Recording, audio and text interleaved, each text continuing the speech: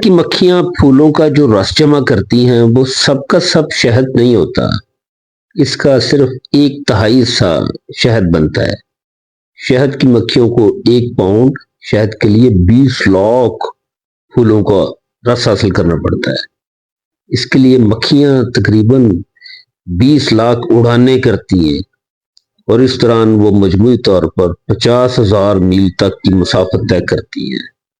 रस जब मतलूबा मिकदार में जमा हो जाता है तो उसके बाद शहद साजी का अमल शुरू होता है।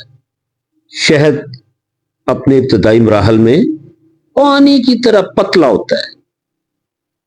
शहद तैयार करने वाली मक्खियां अपने परों को पंखे की तरह इस्तेमाल करके फाजिल पानी को भाप की मानद उड़ा देती है। जब ये पानी उड़ जाता है तो उसके बाद एक मीठा स्याल बाकी रह जाता है जिसको मक्खियां चूस लेती हैं। मक्खियों के मुंह में ऐसे गदूद होते हैं जो इस अमल से इस मीठे स्याल को शहद में तब्दील कर देती है। अब मक्खियां इस तैयार शहद को छत्ते के मखसूस तौर पर बनाए गए सुराखों में भर देती। ये सुराख दूसरी मक्खियां मोम के जरिए हद दर्जा कारीगरी के साथ बनाती है। मक्खियां शहद को इन सुराखों में भरकर इसको डब्बा बंद ग़िज़ा की तरह इस्तेमाल के साथ महफूज कर देती है ताकि वो आइंदा इंसान के काम आ सके। इस तरह के बेशुमार इहतिमाम हैं जो शहद की तैयारी में किए जाते हैं।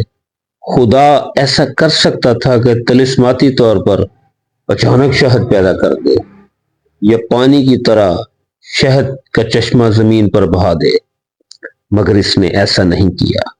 खुदा हर किस्म की कुदरत के बावजूद शहद को असबाब के एक हद दर्जा कामल निज़ाम के तहत तैयार करता है ताकि इंसान को सबक हो, वो जाने कि खुदा ने दुनिया का निज़ाम किस ढंग पर बनाया है और किन कवानीन और आदाब की पैरवी करके खुदा इस दुनिया में कोई शख्स कामयाब हो सकता है।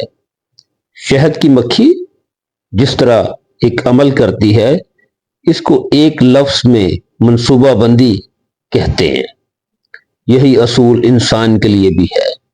इंसान भी सिर्फ इस वक्त कोई बामैनी काम कर सकता है जब वो मुकम्मल मंसूबाबंदी के जरिए अपने मकसद तक पहुंचने की कोशिश करे। मंसूबा और मुनज़्ज़म मंसूबा ही इस दुनिया में कामयाबी हासिल करने का वाहिद यकीनी तरीका है, शहद की मक्खी के लिए भी और इंसान के लिए भी।